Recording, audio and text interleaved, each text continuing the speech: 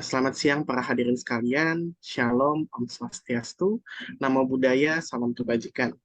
Yang terhormat Bapak Dr. Insinyur Jaka Fajar Patriansyah MSc selaku Ketua Badan Kejuruan Material PII. Yang terhormat Bapak Profesor Dr. Agung Kurniawan STMN selaku Pengurus Badan Kejuruan Material PII. Yang terhormat Bapak Insinyur Ari Kurniawan STMT IPM selaku narasumber sekaligus Principal Material and Production Engineer SAIPEM.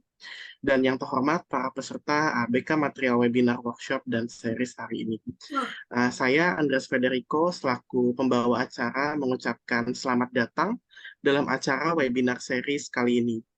Acara webinar dan workshop series hari ini diselenggarakan oleh Badan Kejuruan Material, Persatuan Insinyur Indonesia, dan keluarga alumni Material Institut Teknologi Bandung yang mengangkat tema mengenai cathodic protection interference. Baik, sebelum dimulai, izinkan saya untuk menyampaikan susunan acara webinar pada hari ini, yaitu pertama ada pembukaan dan kata sambutan dari pengurus Badan Kejuruan Material PII, Bapak Profesor Dr. Agung Kurniawan STME. Sebelum lanjut kepada pemaparan materi, akan ada sesi foto bersama terlebih dahulu. Diharapkan para peserta dapat menyalakan kamera pada saat sesi foto berlangsung. Setelah itu akan dilanjutkan dengan penyampaian materi mengenai cathodic protection interference yang akan disampaikan oleh narasumber kita, Bapak Insinyur Ari Kurniawan STMT IPM. Setelah pemaparan materi dari Bapak Ari, akan ada sesi tanya jawab terkait materi yang telah disampaikan. Nantinya para peserta dapat menyampaikan pertanyaannya baik melalui kolom chat maupun secara langsung setelah sesi pemaparan materi oleh narasumber. Setelah sesi tanya jawab, webinar akan diakhiri oleh sesi foto bersama kembali ya, mengingat jumlah masih menunggu peserta yang lain untuk bergabung, dan juga akan ditutup oleh saya sebagai pembawa acara.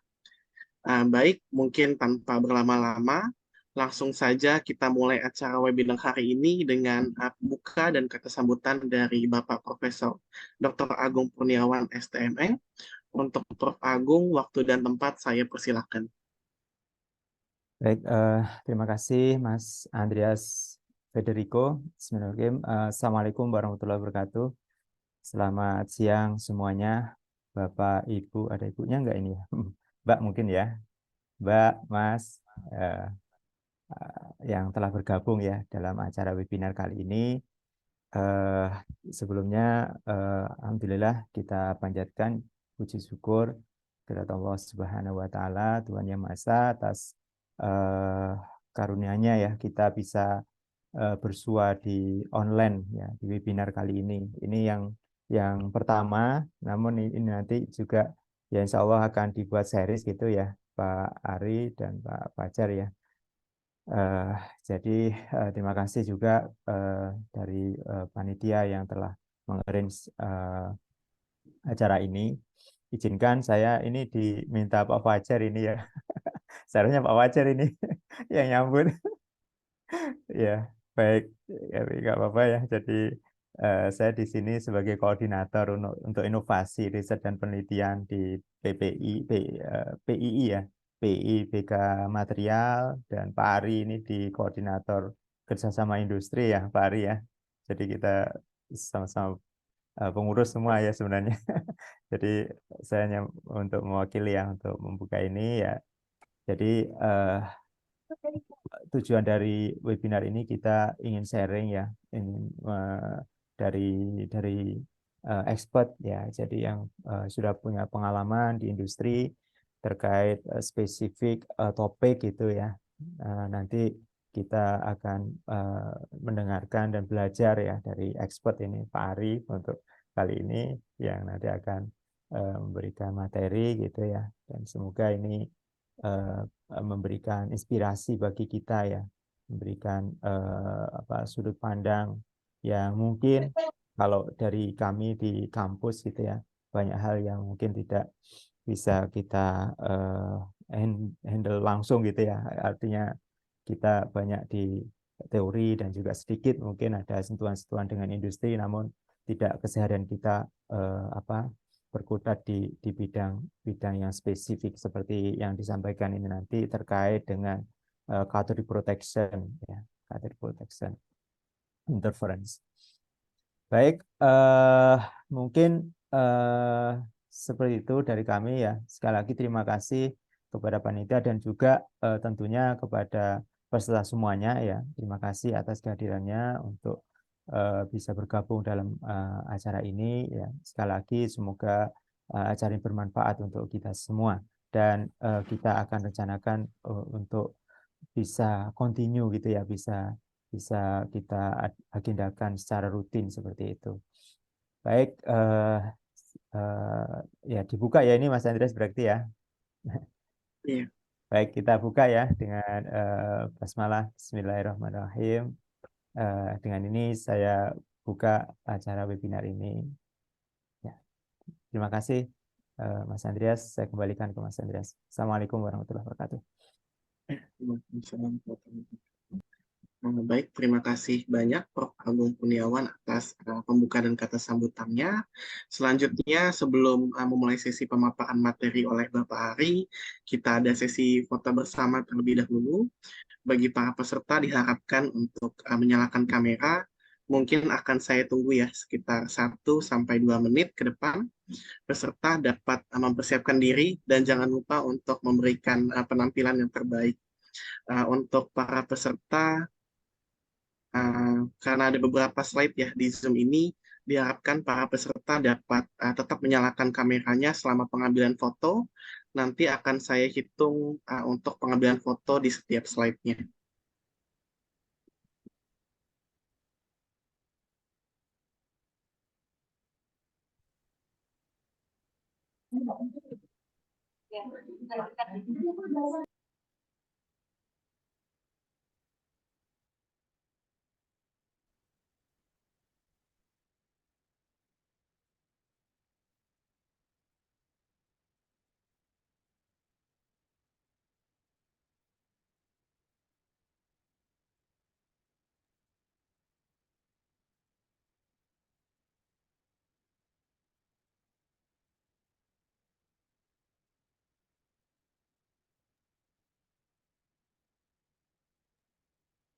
Baik, mungkin langsung saja saya bagi para peserta mungkin bisa menyalakan kameranya ya. Akan segera saya ambil fotonya.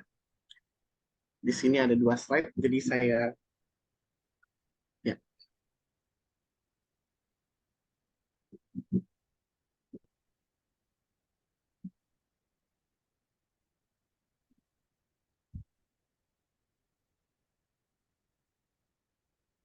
Di sini ada 2 slide ya, jadi saya hitung dulu untuk slide pertama. 1, 2, 3.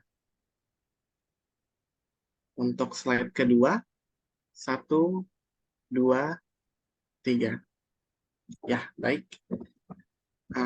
Selanjutnya, kita akan masuk ke inti acara pada webinar hari ini, yaitu penyampaian materi mengenai cathodic protection interference yang akan disampaikan oleh Bapak Ari Kurniawan. Bapak Ari Kurniawan ini memulai karirnya sebagai Corrosion and Cathodic Protection Engineer di PT LAP ITB. Lalu pada tahun 2010 menjadi Corrosion and Cathodic Protection Engineer juga di PT Ganesha Korosi. Pada tahun 2013 menjadi Senior Engineer di Material and Corrosion di PT KPM Oil and Gas. Lalu pada tahun 2015 mulai bergabung di Saipem sebagai Anti-Corrosion Engineer. Tahun 2016 sebagai Lead Material and Anti-Corrosion Engineer. Dan saat ini menjadi Principal Material and Corrosion Engineer. Baik, sebelum pemaparan materi oleh Bapak Ari, saya ingin menyampaikan sedikit informasi untuk para peserta yang ingin mendapatkan sertifikat webinar BK Material hari ini. Peserta dapat membaca ketentuan dan mengisi formulir sertifikat webinar BK Material pada tautan yang telah dikirimkan oleh panitia pada kolom chat Zoom ini. Nantinya sertifikat akan kami kirimkan melalui email masing-masing peserta sesuai dengan email yang telah ditulis oleh peserta pada formulir tersebut. Baik, langsung saja kita menuju ke sesi pemaparan materi oleh Bapak Ari. Bagi para peserta yang nantinya memiliki pertanyaan seputar materi yang telah disampaikan, para peserta dapat menyampaikannya melalui kolom chat atau secara langsung dengan raise hand setelah sesi pemaparan materi berakhir. Nah, untuk Bapak Ari Kurniawan, waktu dan tempat saya persilahkan. Oke, terima kasih Mas Andreas, terima kasih Prof. Agung atas undangannya untuk sebagai pembicara di webinar series ini. Jadi perkenalkan, saya Ari Kurniawan akan membawakan Cathodic Protection and Interference. Ini salah satu bidang yang spesifik di bidang pengendalian korosi dan juga salah satu masalah yang spesifik di bidang proteksi material karena cukup jarang terjadi dan namun ketika akan terjadi ini sangat katastrofik. Jadi akan kita bahas bagaimana ketika kita di industri mengalami hal seperti ini dan apa yang harus kita lakukan, bagaimana cara mengidentifikasinya serta case study-nya. Next slide mungkin Mas Andreas. Ini adalah kira-kira ada 6 item secara garis besar untuk diskusi kali ini. Yang pertama adalah introduction dari saya, yang kedua adalah kita membahas lagi apa itu corrosion, apa itu cathodic protection, dan untuk materi utamanya di interference ya. Jadi kita akan jelaskan secara umum definisi interference, kenapa itu bisa terjadi, bagaimana cara menanganinya, dan terakhir ada real case study yang kami lakukan di lapangan, dan juga 2 case study ini sudah pernah kami tulis di paper, mungkin bisa dicek juga. Dan terakhir kita mungkin bisa diskusi. Mungkin lebih baik sih kita diskusinya di akhir ya, daripada kita di tengah-tengah. Mungkin saya prefer di akhir, mungkin bisa dicatat dulu apa yang didiskusikan agar tidak jauh dari materi, mungkin seperti itu. Oke, next slide. Next.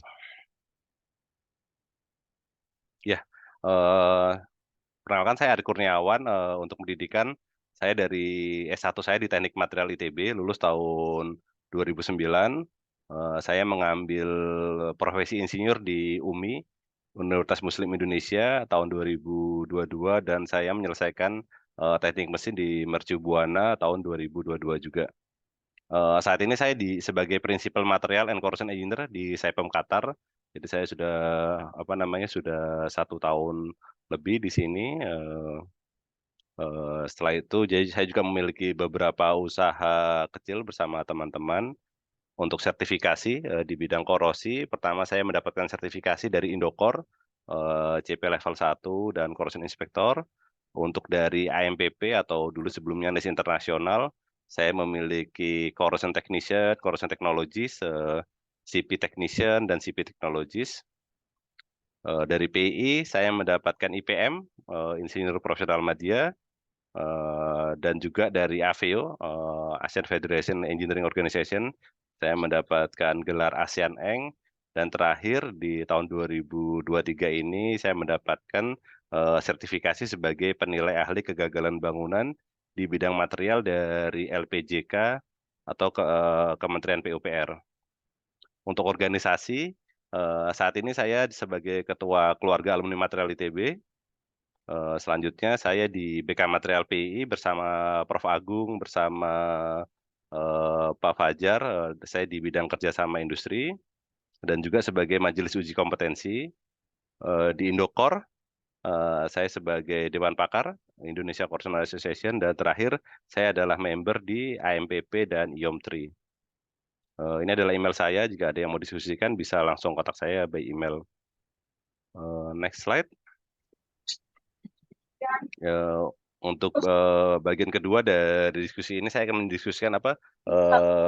mendiskusikan lagi apa itu korosi. Jadi kita mungkin untuk teman-teman dari industri atau dari peneliti mungkin agak sedikit merefreshing saja mungkin ya. Next slide. Jadi secara teori ini sudah sangat umum. Jadi korosi itu adalah kerusakan material, biasanya sebut metal, Karena kayak untuk material lain itu bisa pelapukan atau yang lain, tapi korosi ini biasanya khusus untuk metal. Kenapa? Karena dia bereaksi terhadap environment yang bekerja. Apa sih efek dari korosi? Korosi ini efeknya banyak. Jadi salah satunya itu adalah penurunan aspek safety, penurunan integritas dari structure. Jadi jembatan bisa runtuh gara-gara korosi. Terus ada masalah ekonomi. Jadi infrastruktur jika dia rusak, tentu dia tidak bisa tidak bisa melayani kita dengan baik sehingga kegiatan ekonomi terganggu. Downtime of equipment. Jadi misal pabrik terjadi korosi, tidak bisa mengalirkan gas, pabrik tersebut tidak bisa berproduksi sesuai dengan kapasitasnya. Dan terakhir adalah appearance. Mungkin secara penampilan ya, kita punya mobil gitu kan ternyata banyak korosinya itu kan jadi tidak terlihat baik ya, atau truk gitu kan. Mungkin berbeda, ada juga korosi yang di-manage ya. Seperti ada teman-teman penikmat Vespa itu dia malah tertarik ketika Vespanya terkorosi, dia tidak dicat ulang itu, mungkin di sini appearance ini bisa jadi, plus negatif. Tapi, secara umum korosi ini lebih banyak efek negatifnya dibandingkan efek positifnya. Next. Jadi kembali lagi korosi itu apa? Jadi korosi ini adalah sesuatu hal yang natural yang terjadi di bumi. Kita di bumi untuk mendapatkan baja, kita ambil dari oksida habis itu kita lakukan pekerjaan metalurgi, untuk membuat, oksida tersebut menjadi baja, baja tersebut siap pakai. Jadi, setelah dia siap pakai kita install misal menjadi pipa, menjadi offshore structure, menjadi jembatan. Nah, karena dia bereaksi dengan lingkungan, secara natural dia akan kembali menjadi oksida lagi. Jadi kita menambahkan energi di metal tersebut, kita tambahkan energi dan secara natural dia akan kembali lagi ke alam. Jadi itu adalah kegiatan natural, tapi tentunya kita tidak ingin, ini terjadi secara cepat. Di sinilah, para engineer dan saintis korosi berperan, bagaimana caranya agar kita mempunyai teknologi pengendalian korosi, agar korosi ini, selain kita cegah juga kita bisa kendalikan, sehingga kita memiliki lifetime yang kita inginkan. Next. Nah, ini adalah beberapa korosi, kejadian korosi yang menyebabkan kerugian ya, jadi misal di Alaska ya, di Alaska sempat ada pipeline gitu kan sampai dia dia apa, ada shutdown jadi oil field-nya itu karena aspek korosi ini. Di Indonesia juga ada beberapa kejadian, ini salah satu beritanya itu, ada di BPOM, ada gas bocor. Ada beberapa kasus lain di Indonesia yang di mana korosi ini yang tidak, terjadi dan menyebabkan kecelakaan, seperti itu. Jadi memang kita sebagai salah satu mungkin, engineer korosi sangat sedikit ya dibandingkan engineer lain ya, seperti struktur engineer, mechanical engineer gitu kan, atau electrical engineer gitu kan. Tapi kita juga memiliki salah satu peran penting untuk menjaga bagaimana aset itu bisa bekerja dengan baik, seperti itu. Jadi harus diakui corrosion engineer itu sampai sekarang dia bukan role utama, dia supporting, tapi tetap, kita sebagai engineer kita mempunyai keinginan bekerja dengan baik agar aset yang kita miliki, agar aset yang kita desain itu bisa bekerja, seperti lifetime kita. Next. Bagaimana korosi itu terjadi? Jadi secara umum korosi itu terjadi, karena ketika 4 hal ini tercapai. Jadi ada anoda, ada katoda, yaitu adalah perbedaan level energi di satu metal atau penghubungan 2 metal. Yang ketiga adalah elektrolit, elektrolit ini adalah lingkungan, jadi ketika ada lingkungan, itu lingkungan ini yang menyebabkan ketika dia bereaksi dengan lingkungan, terjadilah korosi dan harus ada penghubung. Nah, untuk logam yang seperti pipa itu kan dia pasti ada perbedaan level energi dan pasti terhubung. Jadi ketika dia diletakkan di tanah atau diletakkan di udara atau dimanapun dia di air laut itu pasti akan terjadi korosi. Sehingga kita sebagai engineer perlu menanggulangi korosi ini. Jadi prinsip penanggulangan korosi itu, semua penanggulangan korosi adalah meniadakan salah satu atau dua dari empat item ini. Itulah kita gunakan material selection gitu kan. Jadi material selection ini level energinya kadang lebih rendah dibandingkan perbedaan antara anoda katodanya lebih rendah seperti corrosion resistant alloy. Menggunakan coating atau painting ini adalah memisahkan antara logam yang kita gunakan dengan environment, dengan dengan pelapisan itu kan, atau inhibitor. Inhibitor juga sama menggunakan pelapisan. Untuk desain kita harus mempertimbangkan desain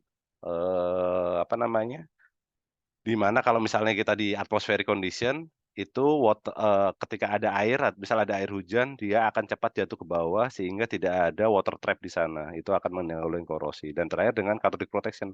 Cathodic protection adalah menambah metal atau arus dari tempat lain sehingga terjadi perbedaan anoda katoda yang di mana si nilainya ini akan ke anoda semua.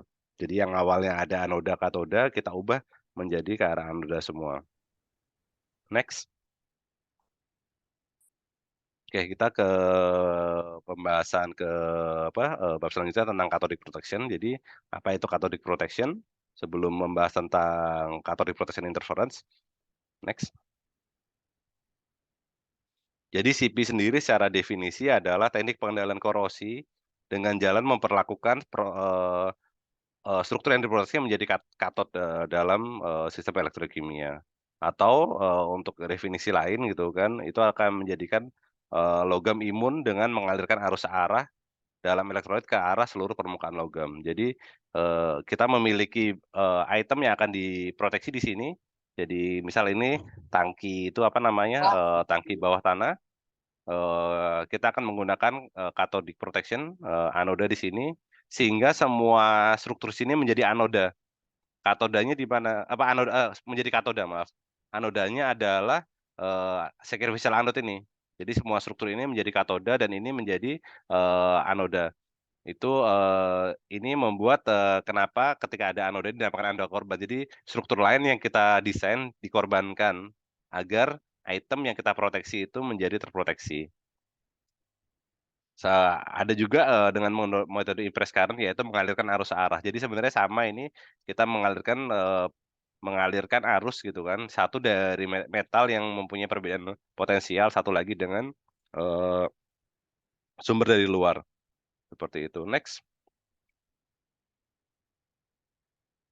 Bagaimana sih bekerjanya? Jadi dalam natural kita tahu bahwa karena kita menambahkan energi tadi saat proses itu pembuatan baja, tentunya di dalam secara mikro itu ada perbedaan level potensial antara satu titik dengan titik yang lain. Perbedaan ini yang menyebabkan ada anoda dan katoda. Nah, dengan menambahkan arus, kita lihat di gambar nomor 3 ini, sebelah kanan, dengan menambahkan arus, itu akan perbedaannya awalnya akan semakin lama semakin mengecil. Jadi awalnya ada perbedaan -5, -6, -6,5, -7, -8. Ketika tambahkan arus, akan semuanya berubah menjadi -6. Arusnya lebih besar lagi, akan berubah menjadi -6,5. Arusnya lebih besar lagi, semuanya akan menjadi -7. Ketika semua struktur ini seragam, di sini korosi tidak lagi berlangsung karena tidak ada perbedaan potensial di sini. Ketika tidak ada perbedaan potensial, maka tidak ada perbedaan anoda dan katoda, dan sinilah tidak terjadi korosi. Kira-kira seperti itu cathodic protection bekerja. Next.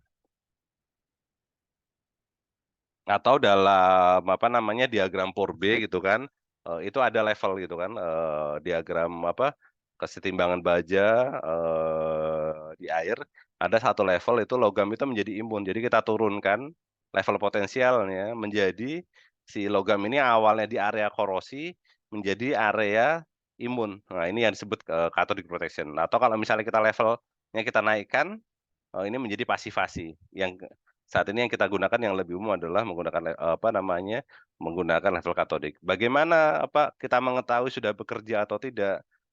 Di industri kita mempunyai standar yaitu kriteria menggunakan elektroda pembanding yaitu -850 terhadap copper sulfat, minus 800 terhadap silver chloride gitu kan, atau sisa polarisasi 100. Ini adalah standar yang sudah teruji lebih dari setengah abad ya. Lebih dari setengah abad dengan standar ini, kita yakin ketika logam tersebut, kita aplikasikan sistem proteksi katodik, ini tidak akan terjadi korosi. Next slide. Nah, ini adalah kejadian real di lapangan, dari buku, Necessity Technician. Jadi sebelumnya suatu pipa itu selalu ada, apa namanya, di US ini mungkin kejadiannya ya, itu selalu terjadi kebocoran, makin lama makin besar gitu kan. Setelah tahun 1984, kebocoran itu tidak terjadi lagi. Jadi dia stop kebocoran itu. Padahal kalau misalnya dia tidak, apa namanya, dia tidak diaplikasikan, pastinya akan terus-menerus terjadi kebocoran. Jadi dengan pengaplikasian sistem CP di tahun 84 ini bisa mencegah kebocoran, seperti itu. Next. Nah, ini yang tadi saya jelaskan bagaimana sistem SACP dan bagaimana sistem ICCP. Oke, next. Oke, sekarang kita tentang interference. Apa sih interference itu dan bagaimana dia terjadi. Jadi next, jadi interference itu kan atau interferensi dari sistem lain itu biasa disebut juga dengan stray current. Jadi bisa bisa disebut, arus rel. Secara definisi interference adalah, sistem apa namanya, electrical yang mengganggu sistem utama dari sistem kita. Jadi sistem utama ini, kita mempunyai pipa, tapi ada sistem lain yang itu bukan sistem kita dan itu mengganggu, sistem, arus di tempat kita gitu kan.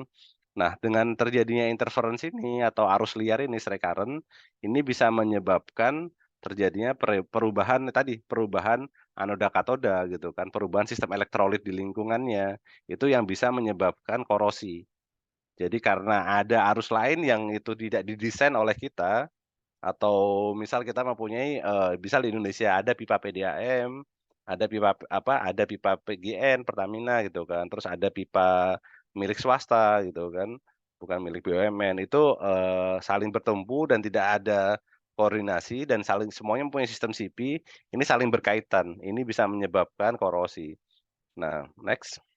Sorry maaf yang sebelum. Jadi sumbernya ada 3, ada apa namanya, ada 3. Satu itu pertama dari sistem DC gitu kan. Sistem DC ini apa? Sistem DC ini misal dari sistem CP dari tempat lain, bisa juga, dari KRL ya, bisa KRL atau bisa dari, mesin las gitu kan. AC adalah, itu ya HVAC, sistem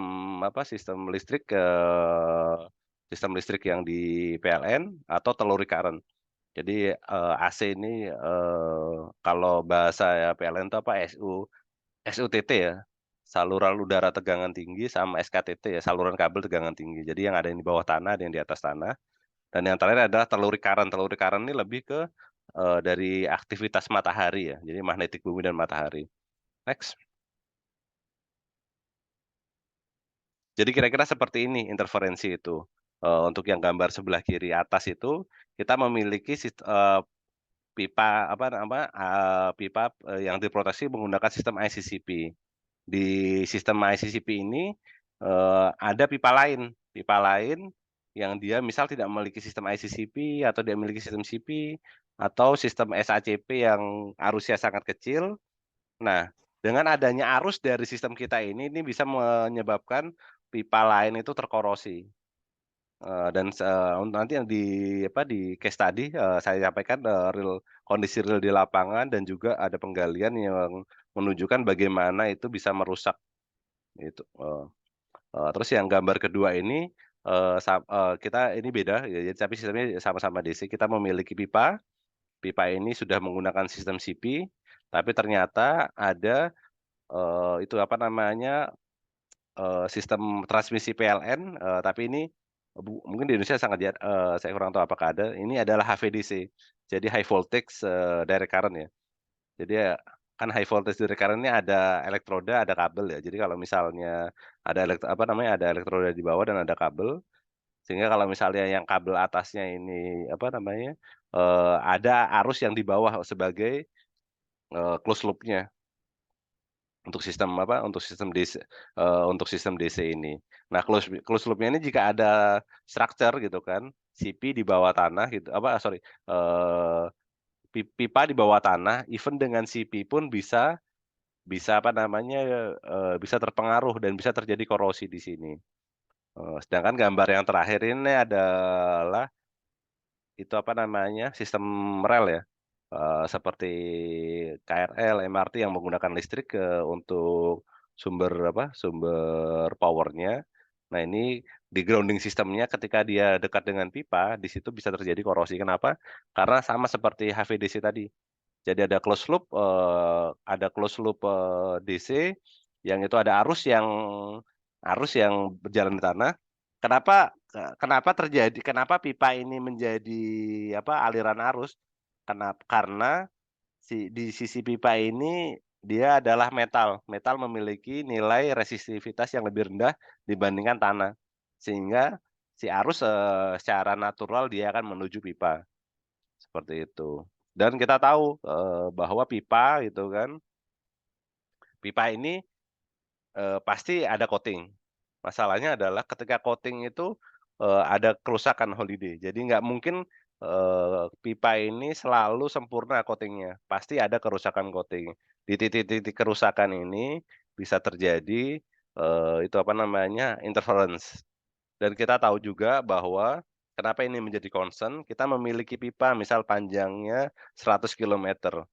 Jika ada terjadi pitting gitu kan atau kerusakan di satu titik saja, itu tidak bisa itu bisa mempengaruhi integriti pipa dan bahkan pipa tersebut bisa tidak bekerja, gitu. Jadi kenapa sih, interferensi ini meskipun sangat jarang gitu kan terjadi gitu kan, dibandingkan metode kegagalan yang lain ini cukup jarang ya, perlu kita perhatikan karena ini bisa katastrofik. Next slide.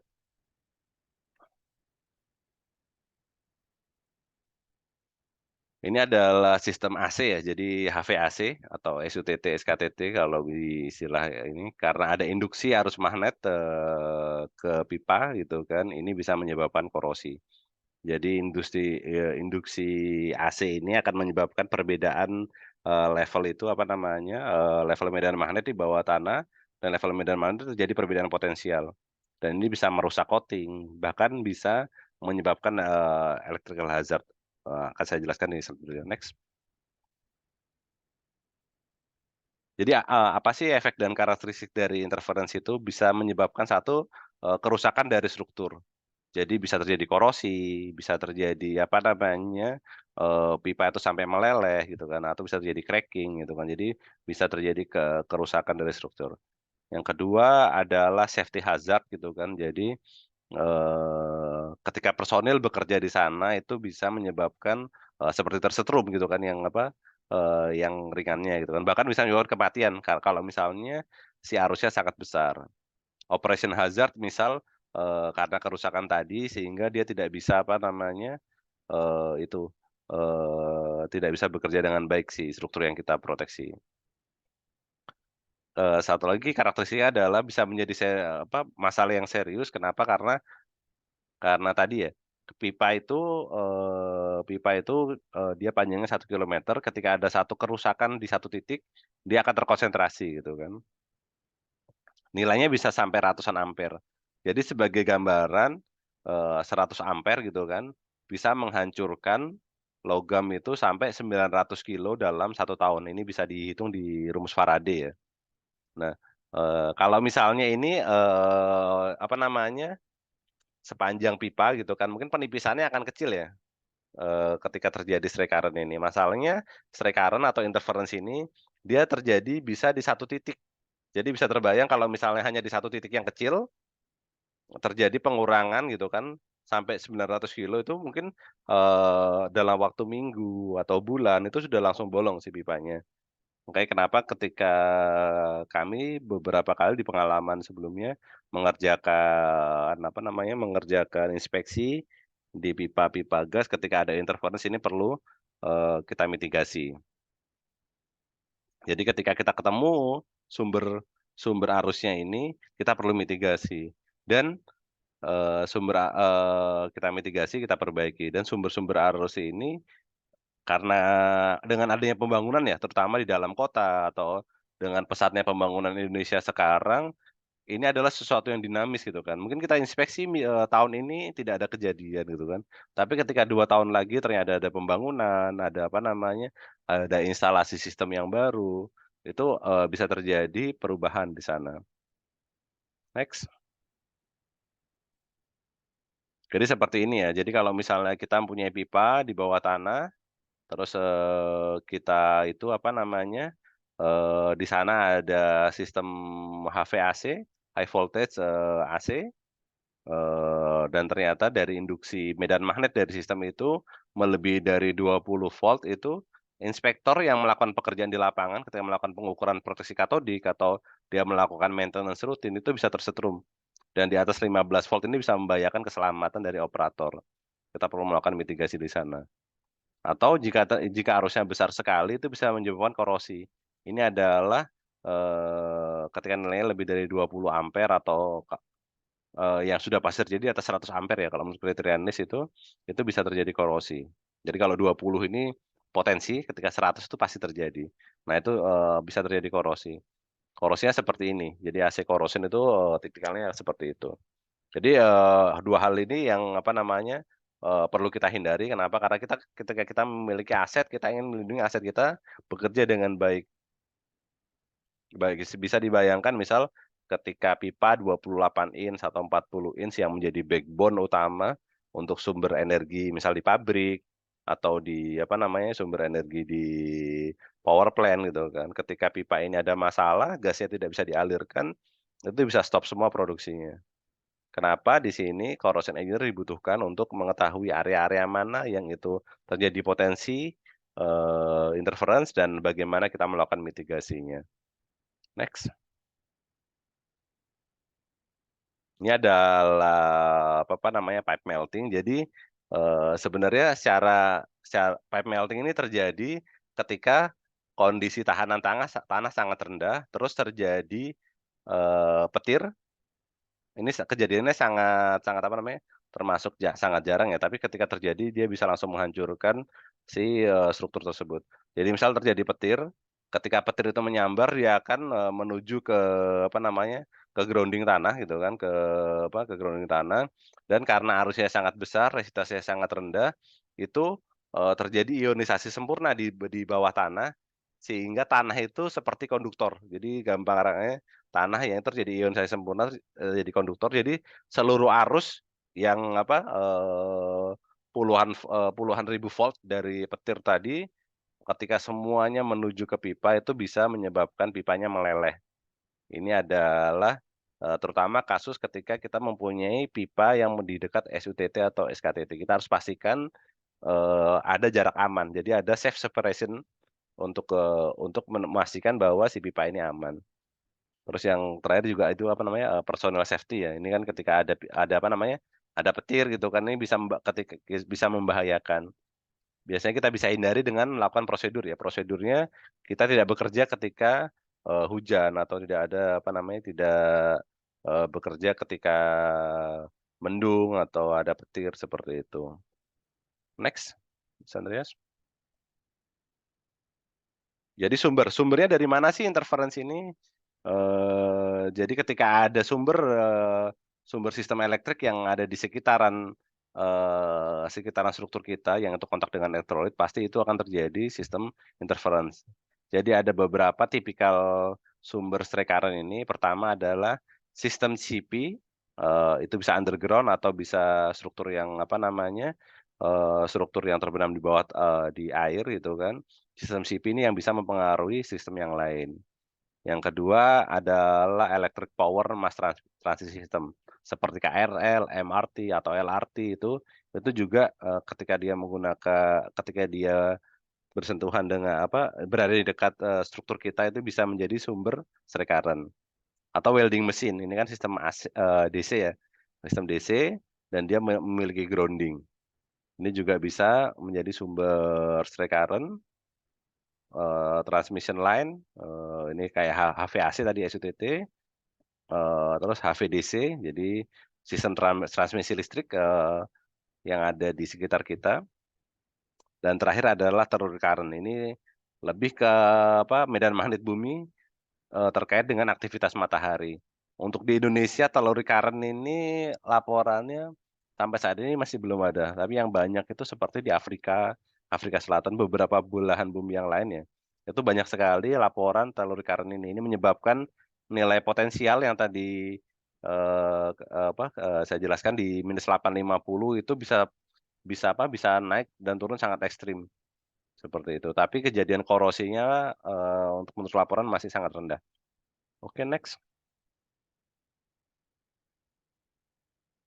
Jadi apapun sumbernya gitu kan, ketika ada arus yang mengalir di elektrolit di struktur kita, itu akan menyebabkan perbedaan potensial, perbedaan voltage ya di tanah ya, atau di air.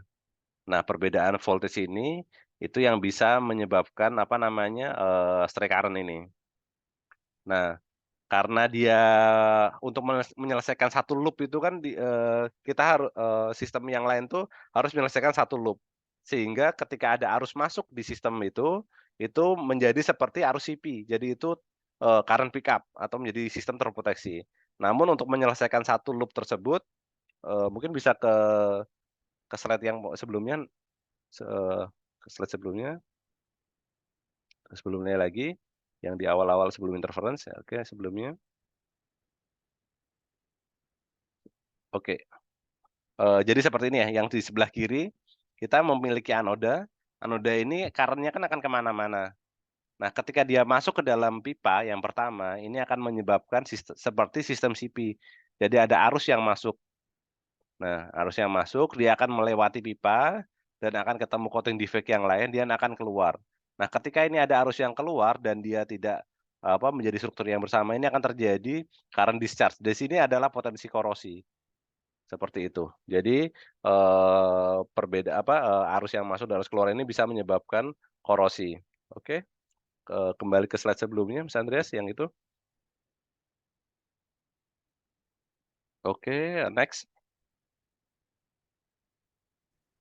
Nah, jadi ada dua tipe strike current. Yang pertama itu adalah dynamic, yang pertama dinamik, yang kedua adalah steady state. Yang itu tipenya. Yang kalau untuk yang dynamic itu dia bisa berubah berdasarkan kondisi.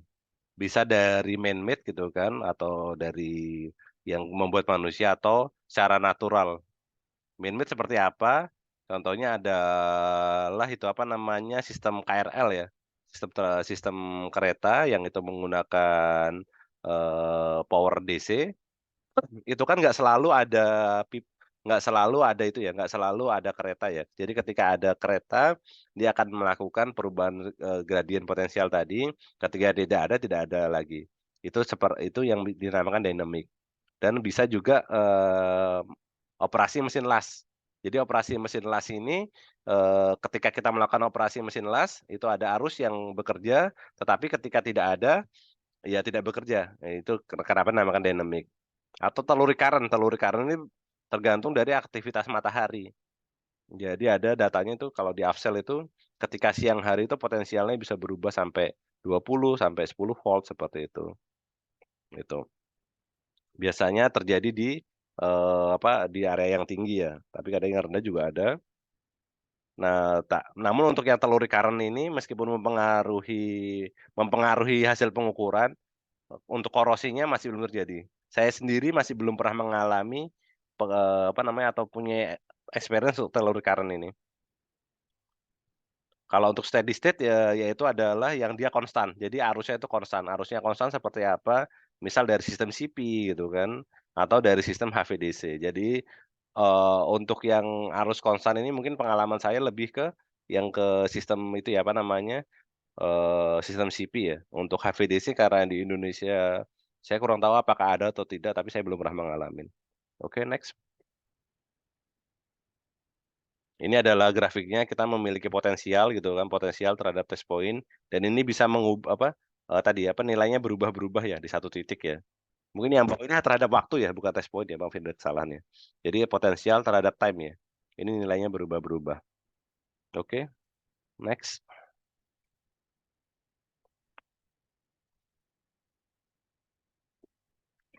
Jadi sumber kita bisa melakukan identifikasi. Jadi sebenarnya identifikasi untuk Srekaran ini ada bahasan khusus untuk di NIST itu, di NIST standar 0502, external corrosion direct assessment itu kita menggunakan beberapa metode seperti PCM, CEPS, DCVG. Ini adalah salah satu beberapa metode yang bisa menentukan di mana lokasi lokasi Srekaran. Namun secara umum untuk mengetahui lokasi Srekaran, kita sudah mengetahui sumber-sumbernya dari mana.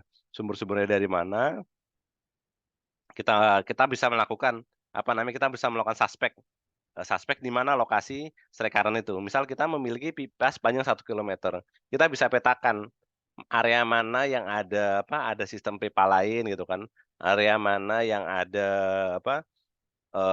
yang ada melewati MRT gitu kan, area mana yang melewati SUTET, seperti itu. Ini bisa kita dari beberapa item tersebut, kita bisa melakukan suspek, area mana sih yang ada Srekaran gitu kan. Ketika sudah kita list area tersebut, kita bisa melakukan pengukuran. Jadi kan kita melakukan pengukuran lebih lebih terlokalisir ya. Terlokalisir, kita lakukan beberapa pengukuran dan kita ingin tahu pengukuran itu di mana gitu kan. Dari pengukuran tersebut kita ingin tahu di mana lokasi jelasnya. Oke, next. Sama, untuk steady state Srekaran kita juga lakukan pengukuran, misal pengukuran potensial gitu kan, pengukuran perubahan current atau current flow measurement gitu kan. Atau kalau misalnya kita ada kegagalan gitu kan, kegagalan pipa, kita lihat tipe kegagalannya apakah mungkin di sana, terjadi karena interference, ini juga sebagai data.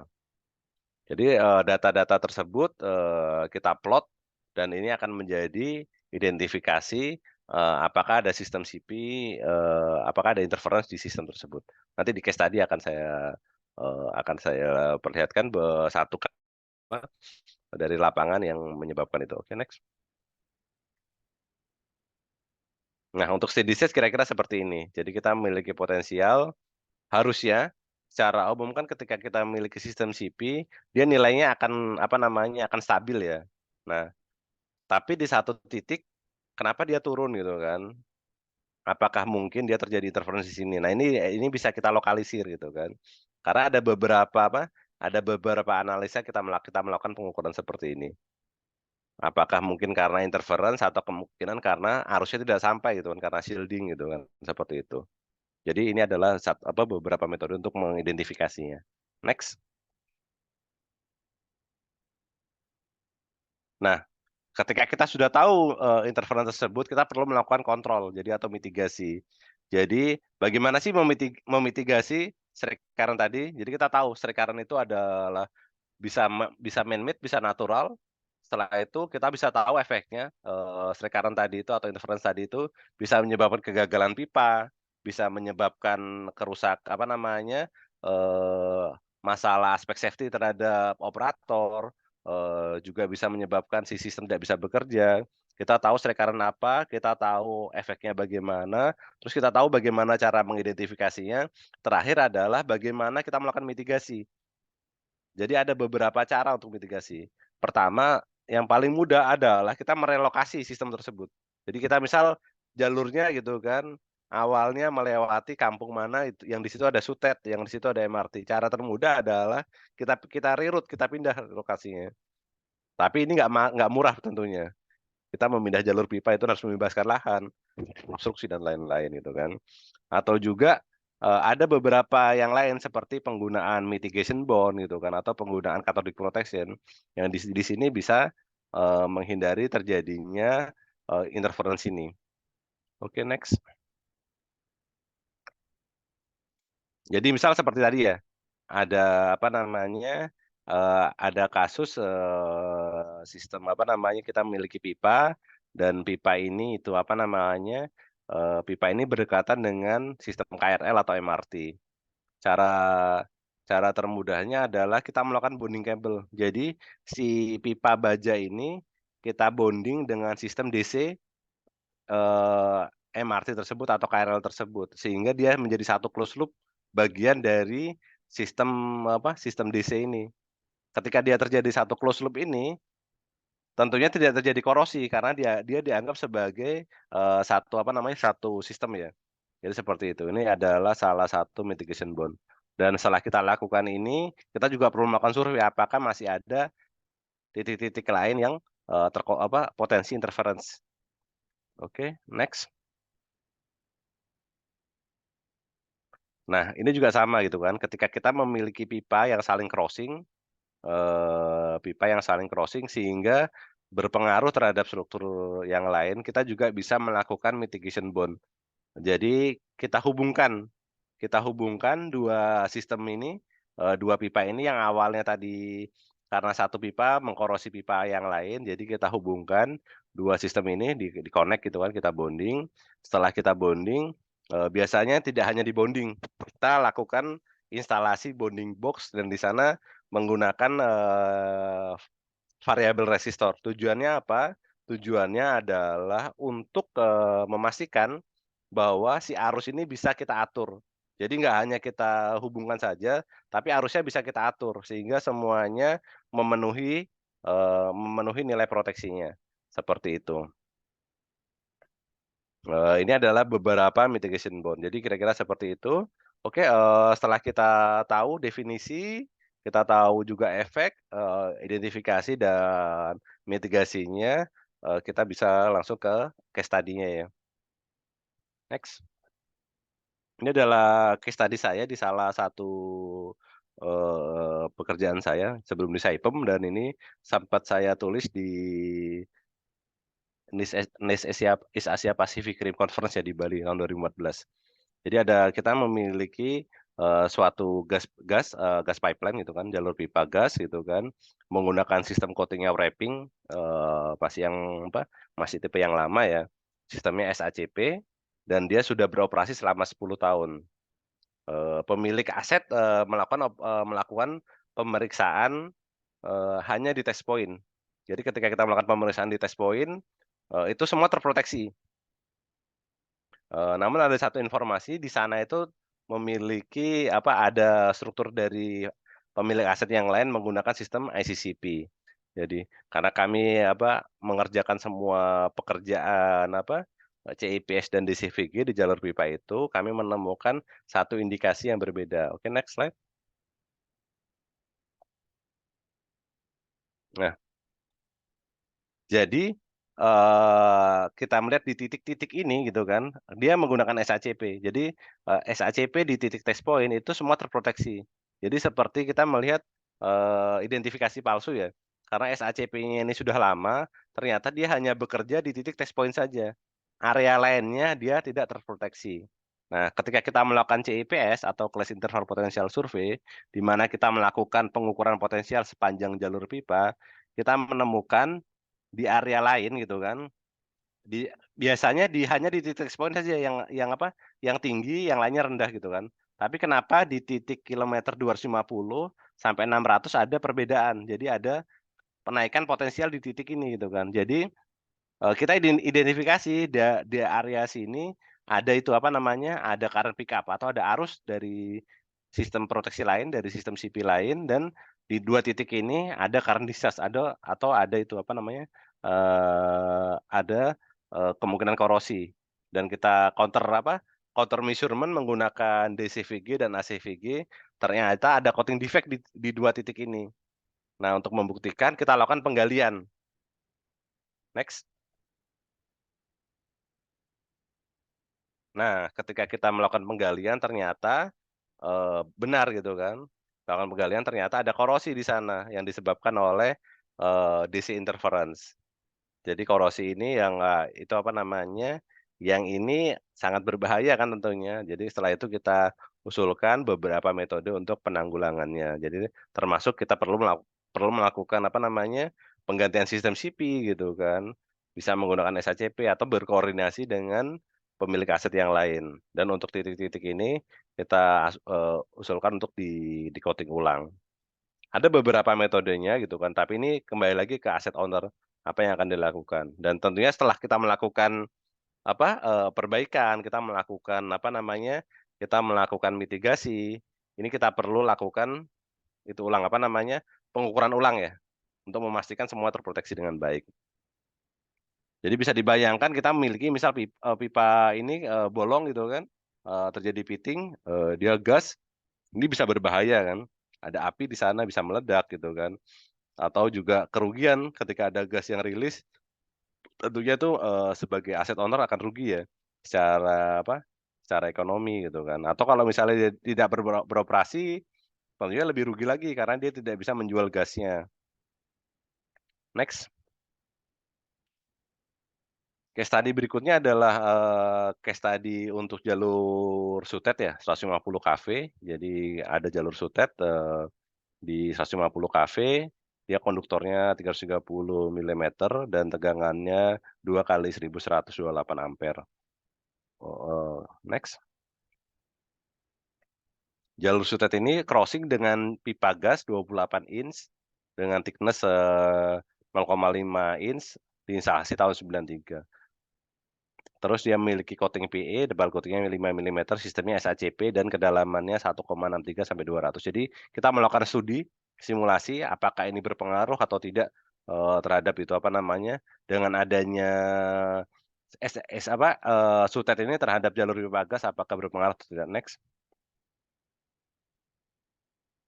Jadi ini gambarannya ada dua tower ya, ada dua tower T250C dan ada itu ya yang kuning ini jalur pipanya. Jadi towernya ini dari T01, T250C, T200D dan T250B. Jadi awalnya ini tidak ada crossing dengan pipa, tapi karena ada perubahan, jadi kan ada pembangunan, seingat saya pembangunan jalan tol ya.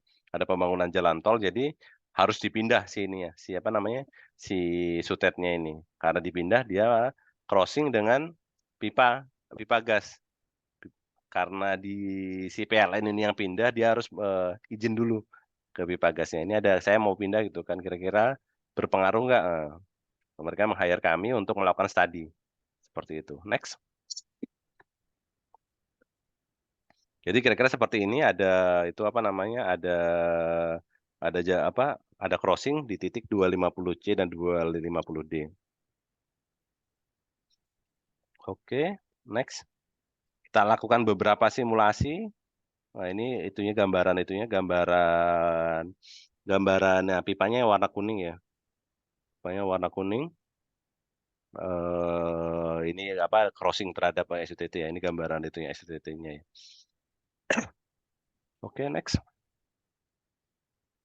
Jadi hasil studi kami gitu kan, berdasarkan hasil perhitungan dan simulasi, nilai untuk induce voltage-nya di bawah 2 volt sehingga dia aman untuk operator. Namun sebenarnya dia ketika melakukan penggalian kita harus melakukan pengukuran. Jadi meskipun aman tetap kita harus melakukan pengukuran. Terus yang kedua adalah untuk potensi korosi dia rendah. Jadi tidak terjadi potensi korosi. Namun sebelumnya itu ada risiko pipe melting. Kenapa? Karena groundingnya terlalu dekat dengan pipa. Ini bisa kita mitigasi dengan memindahkan grounding.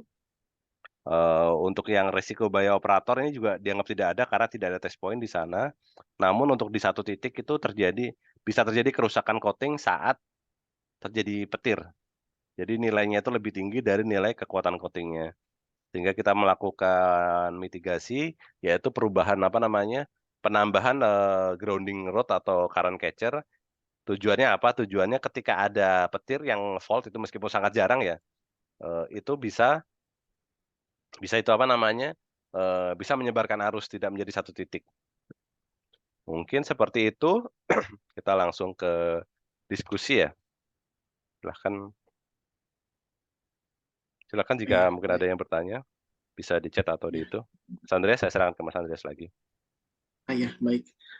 Terima kasih banyak ya Pak Ari atas pemaparan materinya yang sangat informatif dan komprehensif dari dasar-dasar korosi ya, bagaimana dampak dari korosi itu sendiri, bagaimana cara pencegahannya dengan cathodic protection, tadi ada anoda korban dan juga metode arus paksa, lalu ada bagaimana gangguan-gangguan yang terjadi dalam cathodic protection, baik dari sumber yang alami maupun buatan ya, dari sudut ataupun jalur kereta, lalu bagaimana mitigasinya, dari pengukuran sampai penggabungan ya menjadi satu sistem seperti itu. Semoga ilmu yang telah disampaikan oleh Pak Ari tadi bisa bermanfaat bagi kita semua, khususnya bagi para peserta yang mungkin sudah ada plan atau rencana atau berkeinginan atau mungkin bahkan sudah bekerja ya dalam bidang material dan production engineering ini. Baik, untuk sesi diskusi dan tanya jawab saya buka bagi para peserta yang ingin bertanya atau berdiskusi dapat menyampaikan melalui kolom chat ataupun secara langsung melalui raise hand. Untuk yang bertanya nanti di kolom chat juga nanti akan saya bacakan seperti itu.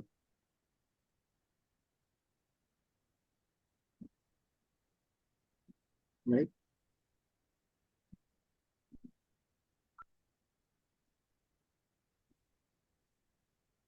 Oh, ini Di kolom chat ada oh ya. pertanyaan.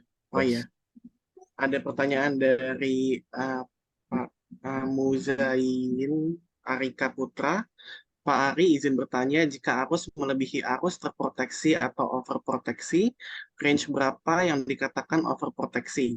Jadi batas maksimalnya dari minus 85 MV sampai SCSE sampai berapa maksimalnya? Mohon diberikan referensinya ya Pak. Terima kasih. Ya, jadi kalau misalnya untuk kriteria proteksi katodik, kalau misalnya kita mengacu ke NIS SP 0169 itu dia hanya minimum saja. Jadi minimumnya itu minus 850, tapi tidak ada maksimumnya. Tapi kalau misalnya kita mengacunya ke ISO 15589, itu ada satu klausa, itu maksimumnya sampai minus 1200. Tapi ada note di sini yang apa namanya, ada note di sini sebenarnya minus 1200 ini ada penjabarannya lebih umum. Satu, nilainya itu adalah saat polarized potensial. Ini yang mungkin dari praktisi yang kadang tidak terinformasikan untuk sistem CP ini karena dianggap sebagai tidak begitu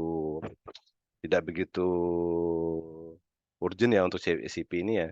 Jadi nilai minus 1200 ini adalah nilai polarized potensial. Jadi harus dipastikan pengukurannya saat off atau tidak ada error IR di sana. Nah, yang kedua adalah ketika dia minus 1200 ini hanya apa,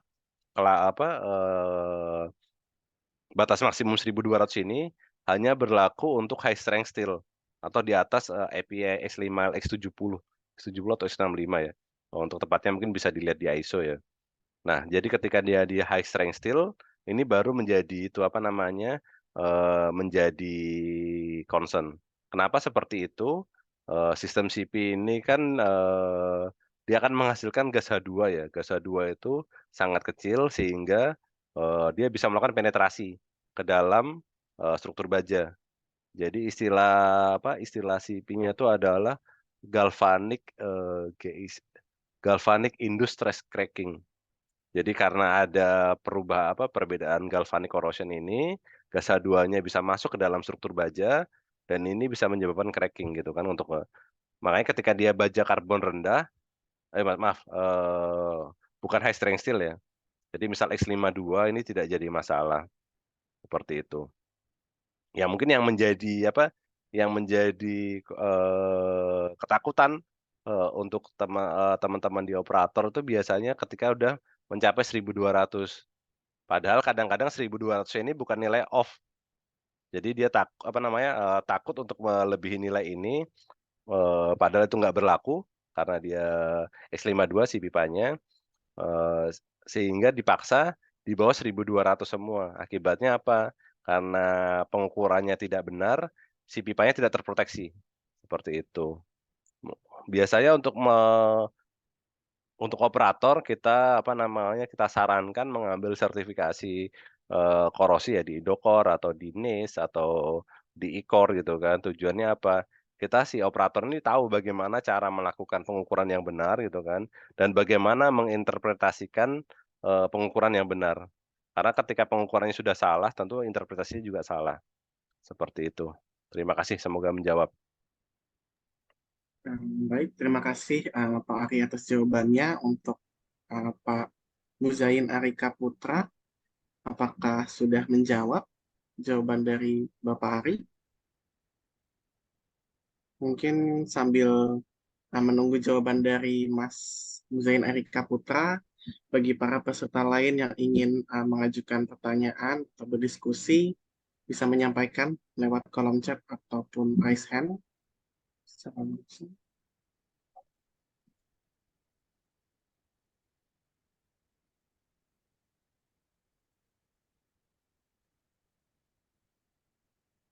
Sudah sangat jelas mungkin ya.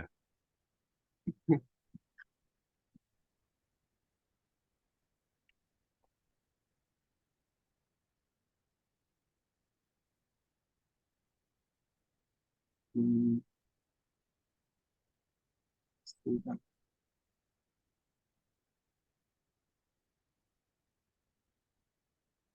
Bagaimana dari peserta lainnya? Mungkin ingin ada yang ingin menyampaikan pertanyaan? Dan tadi Pak Muzain Arika Putra ya, apakah sudah menjawab pertanyaan dari Bapak Ari? Mungkin bisa.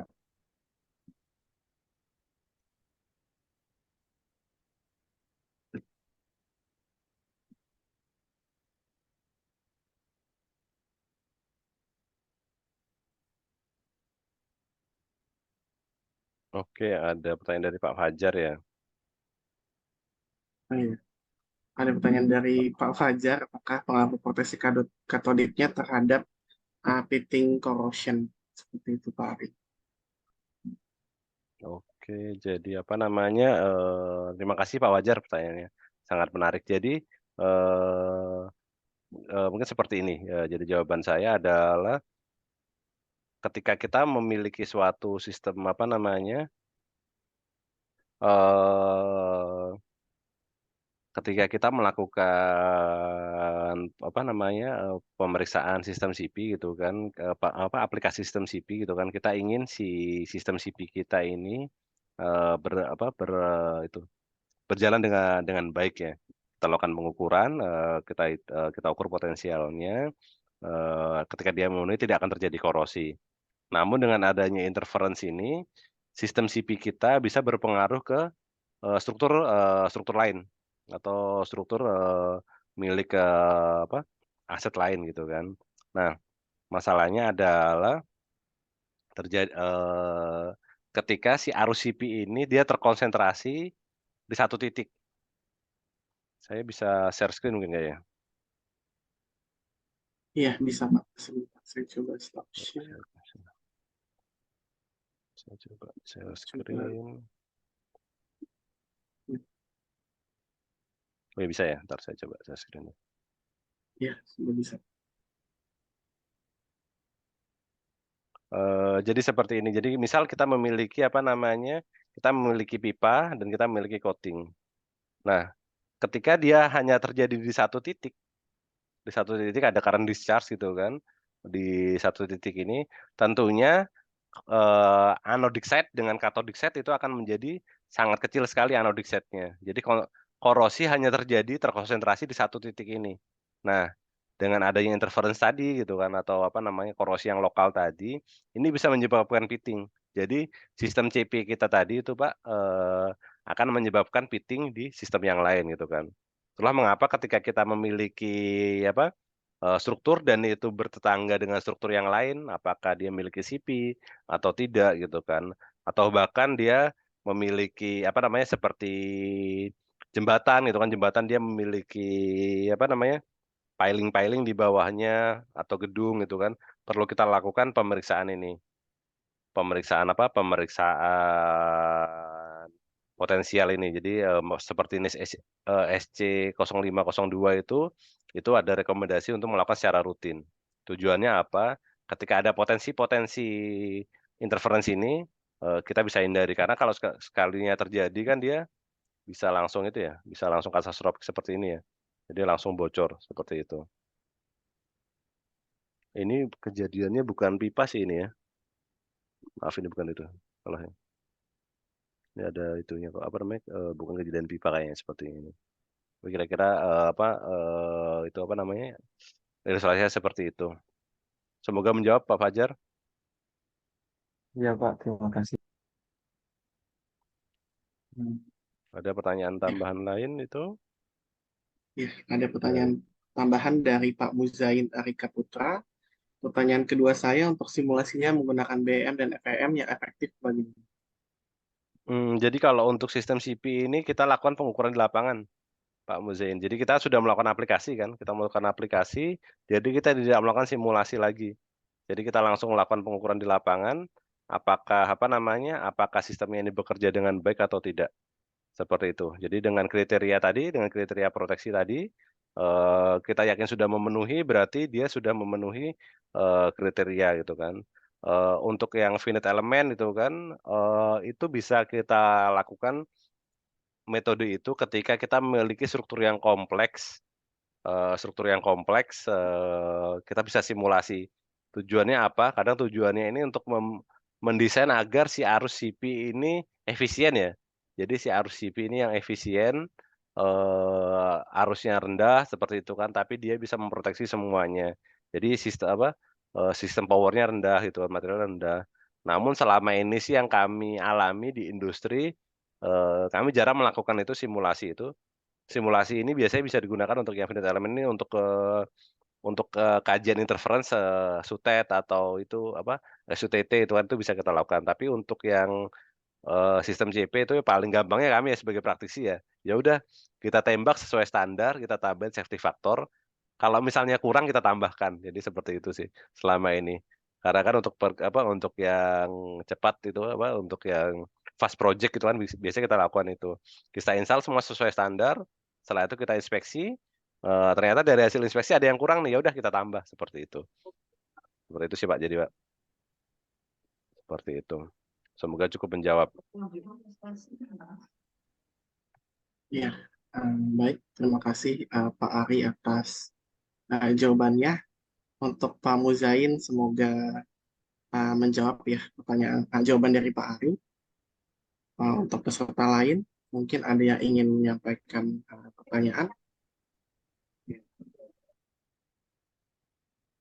Atau sudah cukup, Pak Andreas?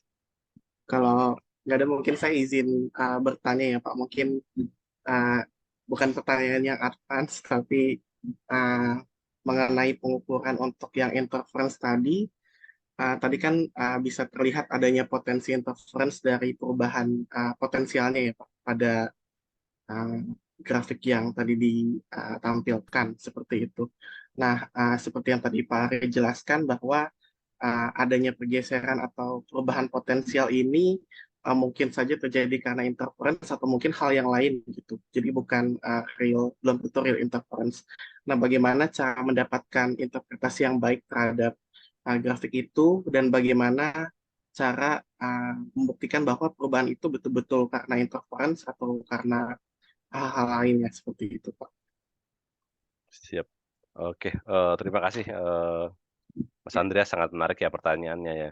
Jadi, pertama untuk sistem CP ini, kita melakukan pengukuran potensial ya, pengukuran potensial sepanjang jalur pipa ya, untuk kasus pipeline terutama. Itu untuk memastikan setiap meter dari si pipa itu terproteksi secara katodik. Nah, yang pertama kita lihat adalah kriterianya. Jadi ketika kriterianya itu, apa namanya, kriterianya itu memenuhi, itu berarti meskipun ada interference, itu tidak masalah.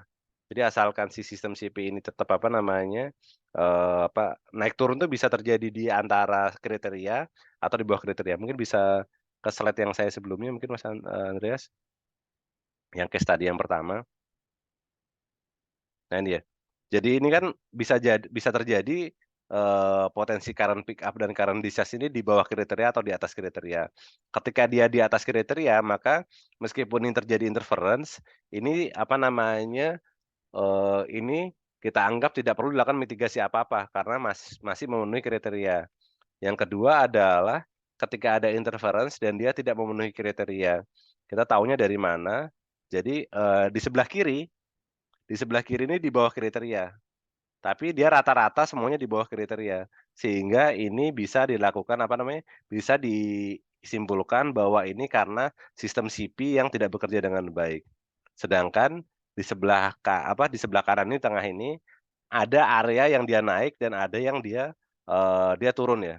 Ada satu area yang naik dan ada yang area turun. Dengan adanya konfirmasi bahwa apa namanya, di sana ada sistem CP lain, pipa gas lain menggunakan ICCP, maka di sini bisa, diketahui indikasi bahwa ini adalah interference. Kita lakukan juga dengan counter measurement, apakah di sini ada coating defect atau tidak. Jadi ketika counter measurement coating defect ini menggunakan seperti ACVG atau DCVG, di sini kita bisa tahu, coating defect-nya. Nah, ketika tahu coating defect, kita bisa identifikasi bahwa area ini adalah karena interference. Nah, kalau misalnya terjadi penurunan potensial, tapi hanya satu titik, mungkin yang di apa namanya, hanya satu titik saja di sini ya, turun ya, itu bisa 2. Bisa karena apa namanya, bisa karena interference gitu kan, atau karena memang ada shielding ya. Jadi shielding ini arus CP tidak mencapai, titik itu, seperti itu. Seperti itu. Jadi apakah, ada tidaknya kita bisa lihat dari lapangan, yang kedua kita lakukan pengukuran. Jadi pengukuran ini nggak cuma satu. Jadi pertama kita lakukan, CIPS, yang kedua kita counter dengan DCVG atau ACVG, atau dengan PCM gitu kan, kita bisa lakukan itu. Menurut, NIS SP 0502, kita untuk melakukan pengukuran itu, harus di-counter minimal 2, seperti itu, untuk mendapatkan hasil yang baik. Semoga menjawab, Mas Iya, Andreas. sudah sangat menjawab, Pak. Ya, Siap-siap, terima terima kasih kasih. banyak Pak Ari atas jawabannya. Masih ada pertanyaan lagi dari Pak Mikael Ginting. Pak Ari izin bertanya untuk interference di daerah muara atau lepas pantai, apakah dimungkinkan untuk dilakukan kajian dan mitigasinya untuk case pipeline atau submerged structure? Seperti itu, Pak. Iya, jadi, eee, asalkan dia ada akses ya, asalkan ada akses, terhadap itu ya terima kasih Pak Mikael Ginting ya, menarik ya. Karena memang saat ini yang untuk itu ya, apa namanya, untuk yang di muara ini jarang ya, jarang terjadi kajiannya ya. Jadi secara umum, untuk semua item itu asalkan dia ada akses ya, ada akses untuk, melakukan pemeriksaan, dan juga kita memiliki data-data yang lengkap, kita bisa lakukan kajian. Apakah itu ada interference atau tidak. Jadi kita pernah, melakukan studi itu untuk di jeti. Jeti itu biasanya karena sangat besar, si itunya apa namanya, strukturnya sangat besar dan dia di laut yang itu arusnya juga besar, yang paling efisien adalah menggunakan ICCP, seperti itu. Jadi yang paling efisien menggunakan ICCP. Namun apa namanya, kadang kan di sana kan di jeti itu juga ada struktur lain. Misal ada pipa hidran, ada pipa gas gitu kan. Nah, kita harus pastikan bahwa si sistem CP-nya jeti ini tidak mempengaruhi sistem, pipeline kita. Ya caranya bagaimana ya tadi kita lakukan pengukuran, pengukuran CIPS, pengukuran di CVG, ACVG, seperti itu. Jadi setelah kita lakukan pengukuran dan kita yakin semuanya memenuhi kriteria proteksi katodik, itu kita bisa apa namanya, kita yakin bahwa meskipun ada sistem CP lain di daerah muara atau di daerah offshore, itu tidak mempengaruhi, seperti itu. Ini adalah salah satu alasan kenapa pipeline offshore, dia lebih banyak menggunakan sistem itu ya, SACP ya, daripada SCCP, satu untuk mengurangi potensi interference, termasuk untuk di offshore jacket. Jadi selama pengalaman saya mendesain beberapa offshore jacket untuk, beberapa oil company, di Qatar, terus untuk ke offshore wind farm platform itu kan di Taiwan itu kan, juga sempat ada pekerjaan di Meksiko itu, yang menggunakan ICCP untuk jaket itu, pengalaman saya itu baru Saudi Aramco ya. Jadi Saudi Aramco itu, salah satunya dia menggunakan sistem ICCP, untuk, jaketnya. Dan saya cukup senang, melihat Audi Aram kenapa, karena CP itu menjadi satu concern utama di Saudi Aramco, seperti itu. Semoga menjawab, Pak Mikael Ginting. Baik. Bagaimana Pak Mikael Ginting? Apakah sudah menjawab pertanyaannya? Mungkin sambil menunggu jawaban dari Pak Mikael, ada satu pertanyaan lagi dari Pak Pandu Santoso. Pak Ari, izin bertanya untuk pipeline 90 km di darat, mana yang lebih cocok, cathodic protection atau impress current, atau kombinasi? Seperti itu, Pak. Iya. Kalau pengalaman kami ya untuk pipeline 90 km itu yang paling efisien secara harga itu memang itu apa namanya ICCP ya. Karena dia kan panjang dan cukup itu apa namanya panjang sehingga kita perlu melakukan beberapa titik ICCP untuk memastikan. Nah, jadi tekniknya adalah kita pasang ICCP dulu sesuai dengan desain. Setelah kita pasang, kita lakukan CIPS, Close Interval Potential Survey. Nah, ketika di CIPS ini kadang ada beberapa hotspot, jadi ada area yang dia tidak terproteksi cathodic protection secara sempurna. Nah, di area tersebut kita bisa lakukan apa namanya penambahan sistem CP. Jadi kayak penambahan di titik-titik itu. Kenapa seperti itu? Misal kita mempunyai jalur pipa 90 km ya. Ini kan nggak akan di area yang lurus ya untuk area apa tanahnya ya kan. Ada yang perbukitan gitu kan. Terus kita juga kadang melewatin area yang ada lumpur yang itu resistivitasnya tinggi. Nah, titik-titik tersebut menyebabkan sistem CP tidak menjangkau di titik itu. Sehingga kita harus melakukan pengukuran potensial sepanjang jalur pipa atau metode CIPS. Nah, untuk mengetahui sistem CP-nya bekerja dengan baik atau tidak. Nah, selanjutnya setelah kita melakukan CIPS, kita bisa tambahkan di sana. Apakah SACP bisa dilakukan? Tetap bisa SACP dilakukan. Jadi SACP ini bisa dilakukan dari ICCP. Misal di 90 km tadi tidak ada power. Jadi tidak ada power atau misalnya ketika ada tanah ketika memasang sistem ICCP, kita perlu membebaskan tanah yang sangat mahal. Jadi kita lebih prefer SACP. Tapi sama seperti tadi ketika kita pasang SACP perlu kita kita lakukan investigasi apakah semua jalur itu terproteksi dengan baik. Seperti itu Pak Pandu, kira-kira jawaban saya. Tentunya kalau misalnya desain itunya perlu kita kita lakukan itu ya kajian ya. Kajian desain ya untuk sistem pipa ini ya. Terima Baik, kasih, semoga menjawab Pak Pandu, Mas Andreas. Masih ada tambahan pertanyaan dari Pak Pandu Santoso. Untuk pipeline yang crossing kabel PLN, bagaimana mengurangi interferensi? Oke, jadi kalau misalnya untuk itu ketika crossing dengan PLN, kita perlu lakukan kajian. Kita lakukan kajian seberapa di mana lokasi grounding PLN-nya tersebut.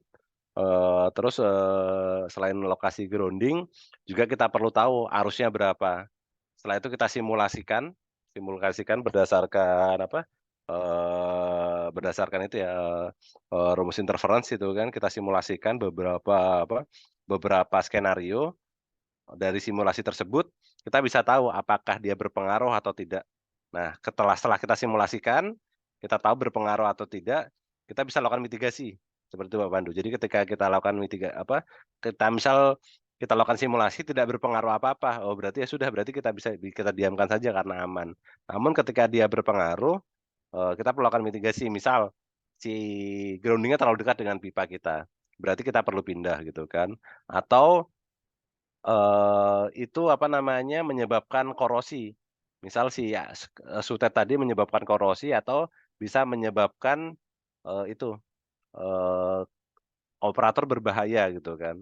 Berarti kita bisa lakukan misal kalau untuk operator yang berbahaya gitu kan, pernah satu kasus di pipa gas di Banten itu, kita lakukan pengukuran itu si test point-nya itu nyetrum. Nah, yang kita lakukan kita pasang DC decoupler, kita pasang grounding mat di sana, seperti itu. Jadi kita lakukan itu. Atau kalau misalnya itu bisa juga kita pasang grounding rod untuk mengurangi potensi AC corrosion. Seperti itu, Pak. Jadi, akan kita perlu untuk kasus itu perlu kita lakukan case by case, kita lakukan simulasi, setelah simulasi kita tentukan mitigasinya apa. Setelah terpasang, kita cek lagi apakah mitigasinya sudah sesuai atau tidak. Kira-kira seperti itu, Pak Pandu. Semoga bisa menjawab. Baik, terima kasih Pak Ari atas jawabannya. Ini Pak Pandu Santoso, Raishan, mungkin ada tambahan pertanyaan atau ingin disampaikan, Pak Pandu? Assalamualaikum. Waalaikumsalam. Terima kasih buat moderator dan Pak Ari. Saya Pandu dari Migas, Pak. Siap, Pak Salam Pandu. kenal. Salam kenal, Pak Anda Pandu. dari Saipam ya? Ya, benar, Pak. Alhamdulillah saya dari mana-mana, Mas. Enggak, ini soal kami ketika ada kajian bahwa ini dengan BUMN kita crossing dengan PLN. Kan nggak bisa dari sisi kita aja kan, Mas. Studi itu. Siapa dulu yang datang? Kita dulu apa PLN dulu kan gitu ya, Mas ya? Iya, benar, Pak. Kalau analisa saya begitu sih, bukan mengajukan studi banding dulu atau potensial cek dulu, bukan. Jadi ini yang mana yang masuk dulu, siapa yang jadi tuan rumahnya kan gitu ya, Mas. Buat saya itu penting karena di beberapa tempat itu ada seperti itu, Pak. Jadi kami juga harus Pak ya duduk sama-sama ya karena ini kan infrastruktur ya, Mas ya. Ya. Jadi itu aja, Mas Ari. Terima kasih tadi pelaksanaannya ya seperti itu, Mas, yang Anda sampaikan itu. Tapi buat saya yang penting koordinasi sesama institusi itu, Mas. Nah, itu aja, Mas Ari. Terima kasih. Salam buat teman-teman saya itu. Saya dari Exxon Mobil dulunya, Mas. Terima kasih, Mas. Oh, iya. Assalamualaikum. Waalaikumsalam. Terima kasih Pak Pandu, tambahannya ini apa namanya, Pak Pandu sebagai dari itu ya, apa namanya, dari pemerintah yang membuat regulasi ya, jadi mungkin sangat penting ya. Karena selama ini itu ya Pak Pandu kadang langsung-langsungan aja masang gitu, nggak ada Iya, nuwun betul, itu. Mas. Ini Itu kasusnya betul. seperti itu. Jadi Iya, memang betul. koordinasi ini yang perlu apa namanya, perlu itu ya. Karena ya kok apa interferensi ini ketika kita langsung masang saja nggak itu apa namanya, nggak disangka-sangka tiba-tiba pipa kita fail. Iya, Jadi emang pipa kita baik tapi kabel dia atau pipa dia ternyata yang kurang baik gitu loh, Mas. iya Jadi seperti secara itu. keseluruhan kita seperti kami dulu crossing Petrocina di Pantai Tuban, Mas. Jadi itu masalahnya. Jadi kita harus Siap. pikirkan benar-benar soal kata dikit. Begitu aja, Mas Siap. Sari. Terima kasih Siap. banyak. Ya, Assalamualaikum. terima kasih Pak Pandu, arahannya Pak Pandu, terima kasih. Tambahan ini mungkin menjadi perhatian teman-teman pemilik aset, jadi itu ya, untuk memastikan bahwa si asetnya ini tidak merugikan yang lain dan juga tidak apa namanya, memastikan bahwa semua itu duduk bersama dan berkoordinasi ya. Terima kasih Pak Pandu. Ya, baik. Terima kasih Pak Ari dan Pak Pandu. Mungkin lanjut pertanyaan terakhir mungkin ya Pak, dari Pak Hafiz. Izin bertanya Pak Ari, apakah kerusakan dan kerugian akibat arus liar ini bisa diklaim ke pihak-pihak terkait? Terima kasih Pak. Ya, menarik ya pertanyaan Pak Hafiz ya. Terima kasih Pak Hafiz pertanyaannya. Untuk peraturan di Indonesia, jujur saya kurang tahu gitu kan. Mungkin dari mungkin Pak Pandu mungkin yang dari Migas yang bisa membantu kami untuk menjawab ya. Tapi pengalaman saya, seperti yang Pak Pandu jelaskan, untuk kasus PLN dan Pertagas tadi itu, PLN tadi ini dia melakukan apa namanya, ketika dia memindah asetnya gitu kan, rerouting SUTT-nya ketika dia melewati Pertagas, dia izin dulu. Jadi izin dulu ke pemilik aset pipa gas ini, kami akan melakukan crossing dan crossing ini melewati pipa apa, pipa gas ini gitu kan. Bagaimana izinnya gitu kan. Dia, dari pemilik aset bilang, "Kami akan melakukan perizinan jika ada kajian yang membuktikan pasti ketika dilakukan crossing ini tidak mempengaruhi," gitu kan. Oke, setelah itu kita lakukan kajian dan ternyata hasilnya mempengaruhi. Dari pemilik aset bilang, "Oke, ini bisa tetap crossing, tapi, ketika dilakukan crossing, ketika sudah terjadi harus ada mitigasi," seperti itu. Tapi kalau apakah sudah terjadi atau tidak, Nah, ini ranahnya mungkin bukan itu Pak, kami belum pernah mengalami seperti itu Pak Hafiz. Mungkin dari teman-teman yang lain bisa menambahkan. Baik, Pak Ari, terima kasih atas jawabannya. Untuk yang lain mungkin ada yang ingin menambahkan jawaban dari pertanyaan Pak Hafiz. Untuk Pak Hafiz bagaimana? Sudah jelas Pak jawaban dari Pak Ari?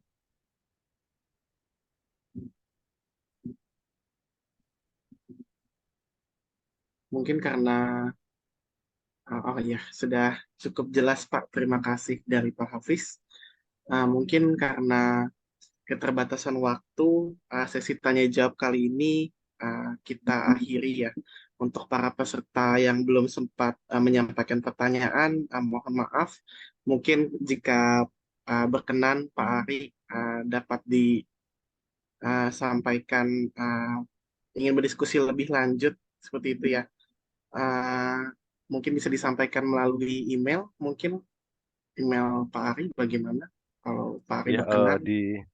boleh jika ada diskusi bisa langsung apa namanya, bisa email saya di arimerahputih@gmail.com. Jadi seperti biasa arimerahputih@gmail.com. Jadi bisa apa, langsung diskusi terkait itu, terkait pertanyaan tentang apa, jika diskusi tentang proteksi katodik.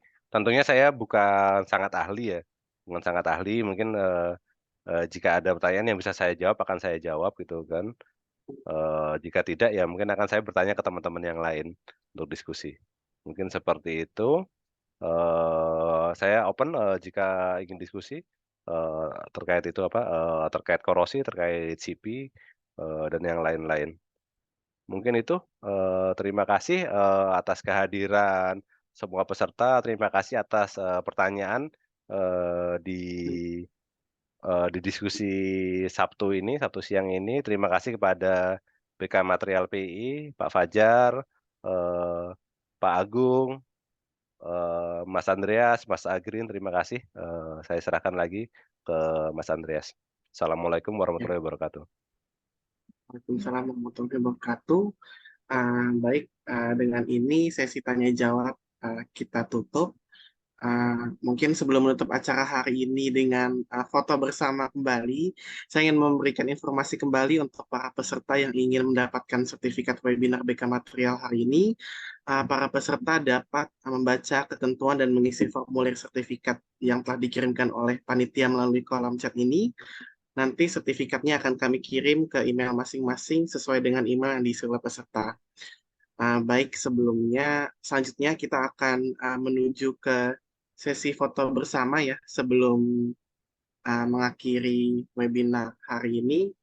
Untuk para peserta mungkin dapat mengaktifkan kameranya kembali.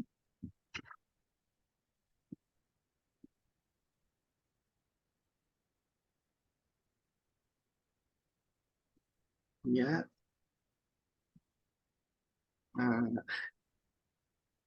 oke, mungkin akan segera saya ambil fotonya di sini karena ada 2 slide. Jadi mohon untuk tetap menyalakan kamera selama sesi foto berlangsung. Baik, langsung saja saya ambil fotonya untuk slide 1. 1, 2, 3. Untuk slide 2. 1, 2, 3. Ya, baik. Sesi foto kali ini sekaligus menutup acara BK Material webinar dan workshop series kita hari ini. Bagi para peserta yang ingin mungkin berdiskusi lebih lanjut ya mengenai topik ini, Cathodic Protection Interference, mungkin bisa menghubungi Pak Ari ya melalui email yang disampaikan tadi. Lalu di sini saya ingin mengucapkan terima kasih yang sebesar-besarnya kepada Bapak Ari selaku narasumber yang telah memberikan materi yang sangat informatif dan bermanfaat bagi kita semua. Juga Bapak Prof. Agung dan juga Pak Jaka Fajar selaku Ketua BK Material. Terima kasih banyak juga kepada para peserta webinar BK Material atas antusiasmenya dalam mengikuti acara webinar hari ini dari pagi dari awal sampai akhir. Saya Andres Federico izin pamit undur diri. Mohon maaf apabila ada kekurangan dan kesalahan kata. Sampai bertemu di rangkaian webinar BK Matria selanjutnya. Selamat siang dan Assalamualaikum warahmatullahi wabarakatuh. Waalaikumsalam. Pamit semuanya. Makasih Terima Pak kasih, Pandu, terima makasih kasih Pak Agung, Pak Pak Fajar. Fajar. Terima kasih Terima kasih. Pak Agung. And then you call me, and it's not so bad, it's not so bad.